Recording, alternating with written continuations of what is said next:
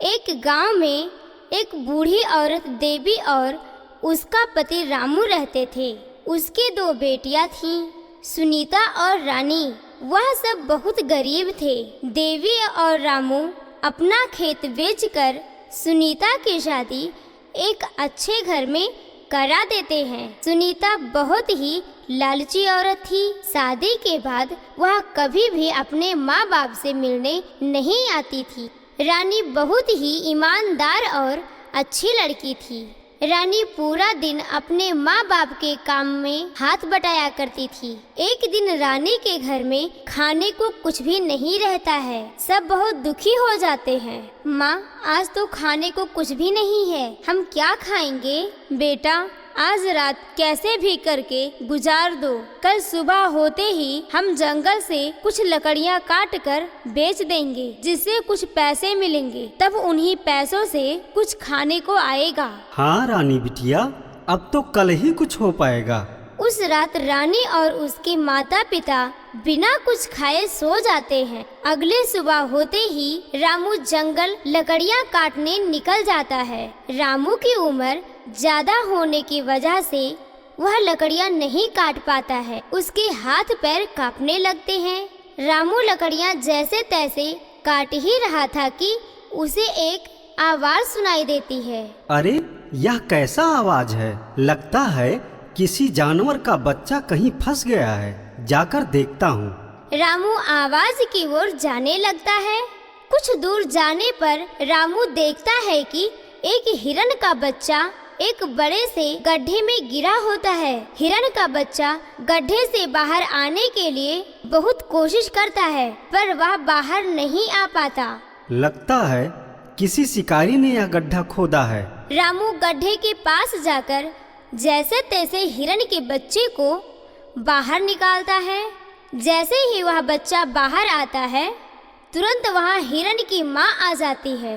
तुम्हारा बहुत बहुत धन्यवाद, तुमने मेरे बच्चे को इस गड्ढे से बाहर निकाला। हिरण को बोलता देख रामू चौंक जाता है। तुम बोल सकती हो? हाँ, मैं एक जादुई हिरण हूँ। तुमने मेरे बच्चे को बचाया है। बताओ, तुम्हें क्या चाहिए? अरे नहीं, मुझे कुछ नहीं चाहिए। तभी हिरण की माँ अपने पास से एक साबुन रामू को देती है। यह लो साबुन। मैं इस साबुन का क्या करूँगा? यह कोई आम साबुन नहीं है, यह एक जादुई कपड़ा धोने वाला साबुन है। इस साबुन तुम जिस भी कपड़े पर लगाओगे वह एकदम नया बन जाएगा। और हाँ, यह साबुन कभी खत्म नहीं होगा।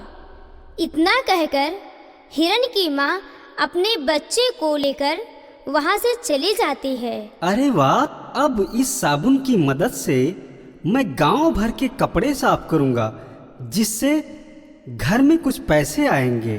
रामू उस साबुन और कुछ लकड़ियों को लेकर खुशी खुशी अपने घर चला जाता है। रामू जैसे ही घर पहुंचता है, देवी देखती है कि रामू इतनी कम लकड़ियां लाया है। अरे, इतनी कम लकड़ियां? इतने में तो आज भी खाने को कुछ नहीं आएगा। हे भगवान, लगता है आज भी हमें खाली पेट ही सोना पड़ेगा। देवी इतना बोलकर रोने लगती है और रामू को देखती है। उसके कपड़े पर मिट्टी के दाग लगे होते हैं। अरे, एक तो इतनी कम लकड़ियां भी लाए हो और ऊपर से पूरी कमीज भी मिट्टी से गंदी कर दी। इतनी मिट्टी तुम्हारे कमीज पर लगी है, अब इसे कैसे धुलूंगी? घर में तो साबुन भी नहीं है। अरे भाग्यवान, पहले मेरी बात तो सुनो। क्या सुनूं? रामू देवी और रानी को जंगल की सारी बात बताता है और उन्हें साबुन की टिकिया भी दिखाता है। यह देखो। पिताजी, क्यों ना हम अभी इस साबुन की टिकिया से आपकी कमीज साफ करके देख लेते हैं। हाँ हाँ, लाओ दो मुझे। मैं देखती हूँ। देवी साबुन की टिकिया को जैसे ही रामू की कमीज पर लगाती है, वह कमीज एकदम नई हो जाती है। सब चौंक जाते हैं। मैं आज ही जाकर गांव वालों से उनके पुराने कपड़े मांग कर लाता हूँ। रामू गांव में सबके घर से गंदे कपड़े लेकर अपने घर आ जाता है। रामू, देवी और रानी मिलकर रात भर कपड़े धुलकर सूखने को डाल देते हैं। सुबह जब रानी उठकर बाहर आती है तो उसकी आंखें फटी की फटी रह जाती हैं। सारे कपड़े एकदम नए और चमकदार हो जाते हैं। रामू सारे कपड़े ले जाकर गांव में बांट देता है। गांव वाले कपड़े देखकर दंग रह जाते हैं और धीरे धीरे सब अपने कपड़े रामू को ही धुलने को देते हैं।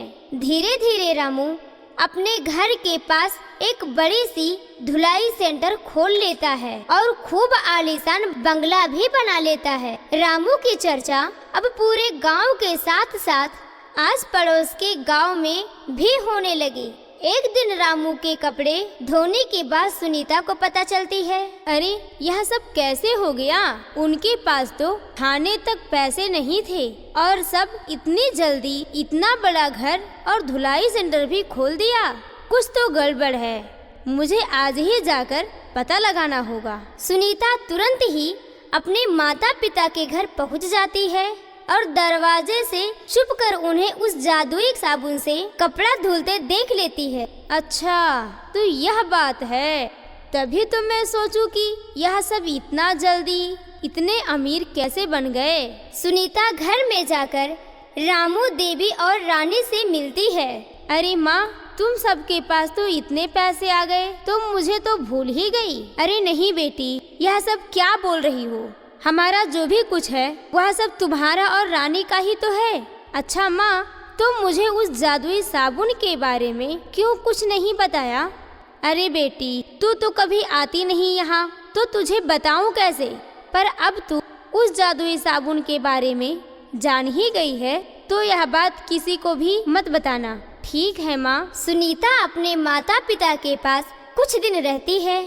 एक दिन जब सुनीता अपने कमरे में लेटी रहती है, मुझे तो लगता है माँ और पिताजी सारी जायदाद उस रानी को ही दे देंगे। क्यों ना मैं उस जादुई साबुन और सारे पैसे गहने चुरा कर यहाँ से चली जाऊँ। उसी रात सुनीता चुपके से सारे गहने, पैसे और वह जादुई साबुन को चुरा कर एक बैग में रखकर भाग जाती है।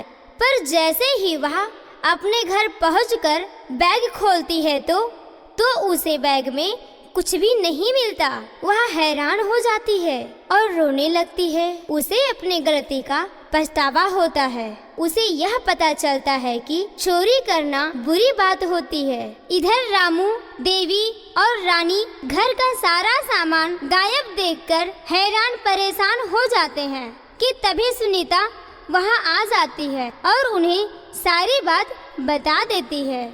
मुझे माफ़ कर दीजिए माँ जी, पिताजी, मैंने बहुत बड़ी गलती कर दी। पैसे के लालच में आकर मैंने अपनी ही घर में चोरी की है। आप मुझे कोई भी सजा दे सकते हैं। अरे नहीं बेटी, तुम तो हमारी ही बेटी हो। और रही बात गहने पैसे की, तो अब से हम सब मिलकर मेहनत करके फिर से वह सब वापस ले लेंगे। पर पिताजी, उस जादुई साबुन के बिना हम कैसे कपड़े साफ करेंगे? वही तो मैं भी सोच रहा हूँ बेटी। अब पता नहीं मुझे वह साबुन कभी मिलेगा भी कि नहीं। अचानक से ही सारे गायब पैसे, गहने और वह जादुई साबुन वापस आ जाता है और सब बहुत खुश हो जाते हैं।